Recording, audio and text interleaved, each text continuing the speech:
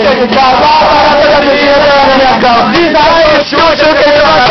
vou comprar um pão para independente.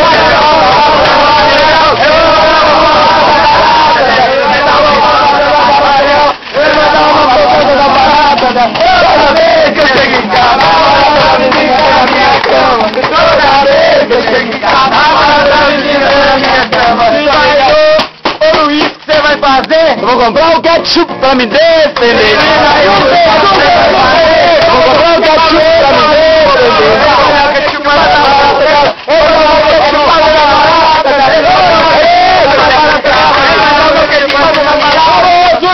É duas vezes, só. Pergunta, o que você vai fazer duas vezes? Jean ensinando como cantar a barata da visita na minha cama. Aí a balinha.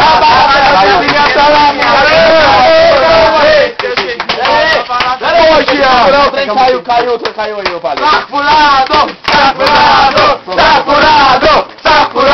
Aí a balinha,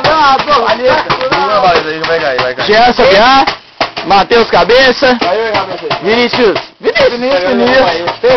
Luquinha Pernil, Vinícius Fazenda, Guilherme Batista bem apaixonado,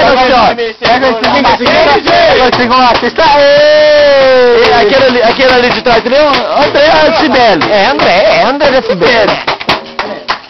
Thiago Felipe, por favor, os dois titulares do Montila. Esse aqui, titular do Montila, Mário. Presidente do Montila, Mário. Da internet. que entrevista, A entrevista aqui.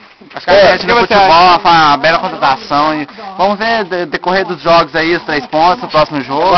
Já temos 8 pontos nos 3 jogos, somos muito dispostos. Agora estamos aqui com ele, o melhor jogador de todos os tempos, Pernil!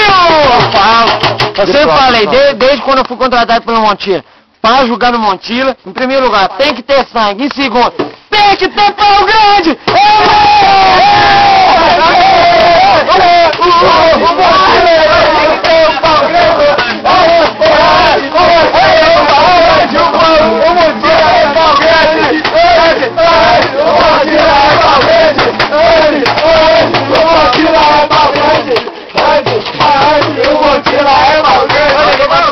Tem que fazer uma bandeira pra nós, e